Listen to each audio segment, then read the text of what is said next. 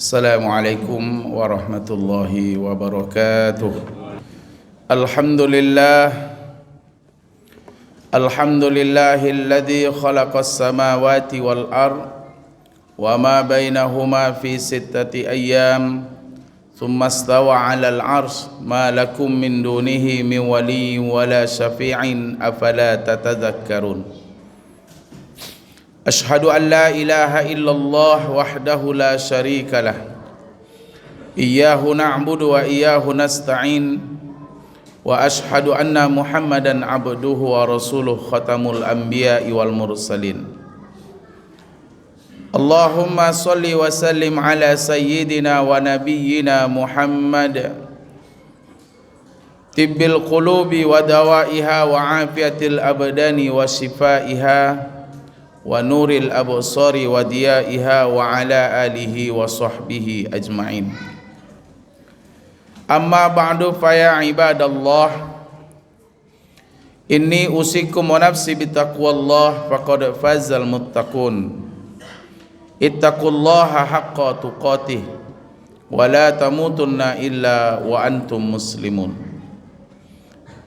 Qala Allah ta'ala fil Qur'anil Karim, A'udzu billahi minasyaitonir rajim. Bismillahirrahmanirrahim. Ya ayyuhalladzina amanu taqullaha wa qulu qawlan sadida yuslih lakum a'malakum wa yaghfir lakum dzunubakum wa may yuti'illaha wa rasulahu faqad faza fawzan 'azima. Qala Allah ta'ala fi suratil Akhar, Bismillahirrahmanirrahim. Ya ayyuhalladzina amanu la tattakhidul ladzina ittakhadhu dinakum huzwan wa la'iban minal ladzina min qablikum utul kitaba min qablikum wa kuffara awliya'a wattaqullaha in kuntum mu'minin. Shadaqallahul adzim. Hadirin kaum muslimin sidang jamaah Jumat yang dimuliakan Allah Ta'ala, alhamdulillah kita bersyukur kepada Allah di hari yang mulia dan penuh keberkahan ini. Allah masih beri kita nikmat sehat, Allah beri kita nikmat iman, sehingga dengan nikmat itu kita bisa hadir memenuhi panggilan Allah Subhanahu wa Ta'ala untuk melaksanakan solat Jumat di siang hari ini. Mudah-mudahan Allah terima amal ibadah yang sudah dan yang akan kita laksanakan. Kita berselawat kepada Rasulullah sang Nabi tercinta. Allahumma salli ala sayyidina Muhammad. Semoga selawat salam kita sampai kepada beliau dan beliau akui sebagai umatnya nanti di yaumul qiyamah. Dan semoga selawat kita juga tercurahkan kepada keluarga beliau, para sahabat, dan juga kepada para ulama yang sudah berjasa mengantarkan agama ini sampai ke telapak tangan kita hari ini. Hadirin jamaah Jumat yang dimuliakan Allah, khatib berwasiat untuk diri khatib dan kita semuanya, marilah kita tingkatkan ketakwaan kita kepada Allah Subhanahu wa Ta'ala dengan cara melaksanakan semua perintah-perintah Allah dan meninggalkan semua yang dilarang oleh Allah Subhanahu wa Ta'ala. Hadirin jamaah yang dimuliakan Allah, adapun tema khutbah kita pada kali ini adalah pentingnya memilih pemimpin yang baik. Hadirin jamaah yang dimuliakan Allah Subhanahu wa Ta'ala, masalah pemimpin adalah masalah yang, hadirin jamaah yang dimuliakan Allah Subhanahu wa Ta'ala, maka itu mari kita pilih pemimpin yang paham dengan agamanya. Pilihlah pemimpin yang dekat dengan Tuhannya, karena sesungguhnya tidak ada hukum di atas hukum Allah Subhanahu wa Ta'ala. Siapa yang tidak berhukum dengan hukumnya Allah, maka mereka tergolong orang-orang yang fasik, bahkan mereka tergolong kepada orang-orang yang kafir. Ketika mereka tidak mampu menjalankan hukum Allah Subhanahu wa Ta'ala, setidaknya mereka tidak merendahkan hukum Allah Subhanahu wa taala. Maka hadirin jamaah yang dimuliakan Allah, maka tingkat kesolehan dalam memilih pemimpin itu penting. Ini yang pertama, mari kita pilih pemimpin yang dekat dengan Tuhan, mereka yang paham dan taat dalam beragama. Yang kedua, kemanusiaan yang adil dan beradab. Mari kita pilih pemimpin yang betul-betul punya akhlak, pemimpin yang berakhlakul karimah, pemimpin yang beretika. Sesungguhnya salah satu kesuksesan Rasulullah sallallahu alaihi wasallam menjadi seorang nabi bukan karena beliau seorang yang kaya raya, tidak. Bukan nabi seorang yang kuat. Nabi bukan berasal dari keturunan bangsawan, tapi Rasulullah sallallahu alaihi wasallam berhasil memimpin dunia ini bahkan karena beliau punya akhlak yang mulia. Beliau adalah manusia yang paling tinggi adabnya. Innama bu'istu liutammima makarimal akhlak. Sesungguhnya aku diutus, kata Nabi, untuk menyempurnakan akhlak manusia. Maka itu hadirin jamaah yang dimuliakan Allah Subhanahu wa taala, maka standarnya adalah akhlak. Berakhlak kepada Allah dan berakhlak dengan sesama. Apabila kita mencintai, menebarkan kasih sayang di muka bumi, maka yang di langit akan menyayangi kita.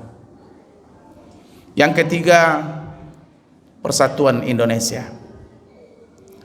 Mudah-mudahan kita nanti diberikan pemimpin yang bisa menyatukan anak bangsa.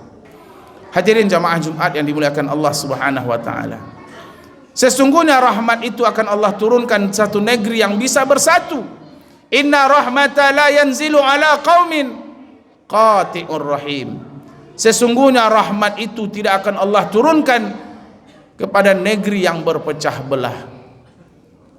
Maka salah satu cara untuk mengundang rahmat Allah adalah dengan bersatu, dengan menjalin ukhuwah, baik itu persaudaraan satu nasab, persaudaraan satu akidah, atau juga bersaudara sebangsa dan setanah air. Yang keempat, kerakyatan yang dipimpin oleh hikmat dalam permusyawaratan perwakilan. Mari kita pilih pemimpin yang mau bermusyawarah, pemimpin yang mengasih ruang kepada rakyatnya untuk bertukar pikiran. Maka bermusyawarah adalah bagian dari hukum Islam. Ketika Nabiullah Ibrahim alaihissalam, beliau mendapatkan perintah dari Allah untuk menyembelih anak beliau, saat itu beliau membuka ruang untuk bermusyawarah dengan Ismail. Ya bunayya inni ara fil manam anni azbahuka fanzur maza tara. Ketika musyawarah sudah menghasilkan mufakat, barulah beliau menjalankan perintah Allah Subhanahu wa taala, sebuah perintah yang begitu berat yang harus beliau jalankan. Di saat itu beliau bawalah Ismail ke atas sebuah bukit namanya Jabal Qurban. Beliau ikat kedua kakinya, beliau ikat kedua tangannya, beliau baringkan Ismail di atas bukit ini. Saat itu Ismail berbisik kepada ayahnya, walaupun pisau sudah berada di lehernya, tapi Ibrahim masih mendengarkan kata-kata anaknya yang terakhir. Ya abatisdud ribati hatta la attariba.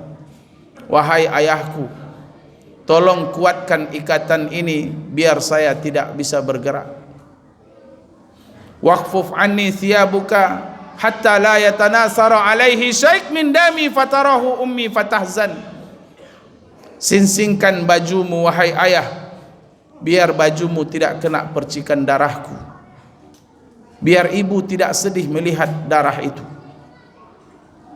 Wa asra' marra sikini ala halki liyakuna ahwana lil mauti alayya.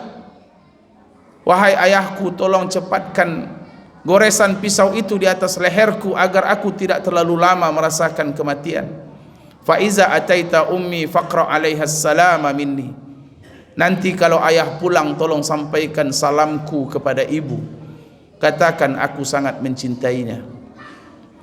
Saat itu Ibrahim alaihissalam mendengarkan dengan seksama permintaan anaknya.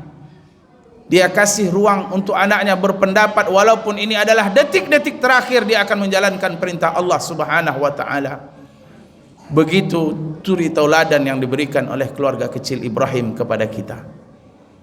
Dan yang kelima, keadilan sosial bagi seluruh rakyat Indonesia. Mudah-mudahan Allah beri kita pemimpin yang adil. Karena sesungguhnya adil itu adalah perintah Allah Subhanahu wa taala.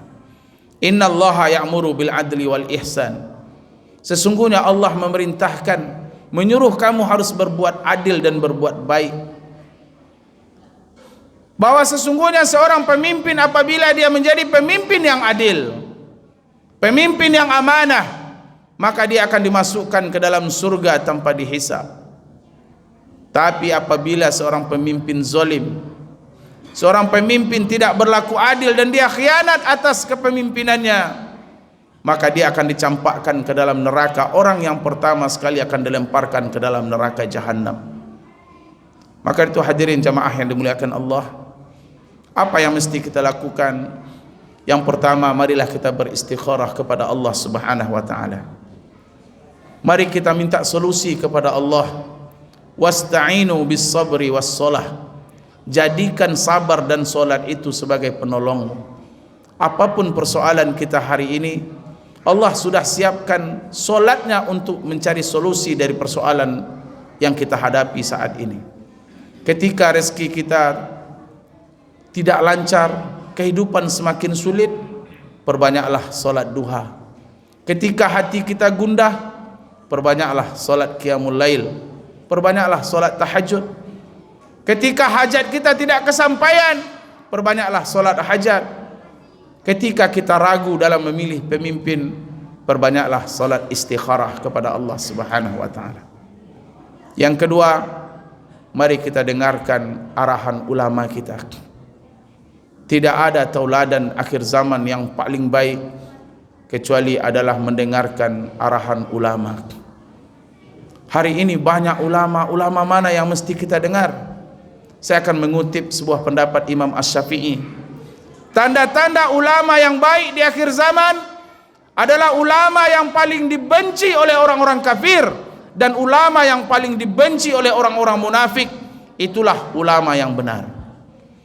Maka ulama yang dicintai oleh orang-orang kafir, ulama yang sangat dicintai oleh orang-orang munafik, itulah ulama yang ulama perusak agama ini. Hadirin jamaah yang dimuliakan Allah Subhanahu wa taala, mudah-mudahan Allah berikan kita pemimpin yang takut kepada Allah dan sayang kepada kita. Allah berikan kita pemimpin yang amanah, pemimpin yang siddiq, pemimpin yang amanah, pemimpin yang fatonah, kemudian yang tabligh, yang mau menyampaikan apa yang dibutuhkan oleh rakyatnya sendiri. Fa'tabiru ya ulil absar la'allakum turhamun.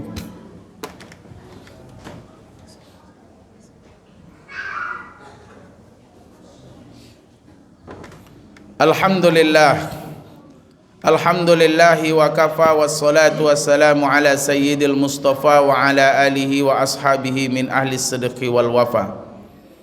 Ashhadu an la ilaha illallah wahdahu la syarika lah, wa ashhadu anna muhammadan abduhu wa rasuluh. Allahumma salli wa sallim ala sayyidina Muhammad wa ala alihi wa ashabihi ajma'in.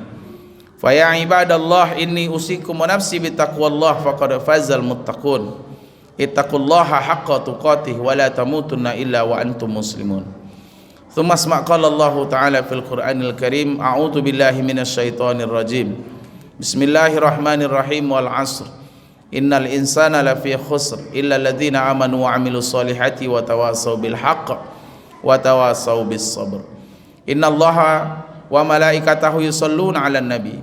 Ya ayyuhalladzina amanu sallu 'alaihi wa sallimu taslima. Allahumma salli 'ala sayyidina Muhammad wa 'ala ali sayyidina Muhammad kama shallaita 'ala sayyidina Ibrahim wa 'ala ali sayyidina Ibrahim fil 'alamin innaka Hamidum Majid. Allahumma ighfir lil muslimina wal muslimat wal mu'minina wal mu'minat bi rahmatika ya arhamar rahimin. Allahumma anzilir rahmah wal maghfirah 'alaina وعلى أهل بيتنا وعلى أهل قرياتنا وخصوصا على هذه الجماعة.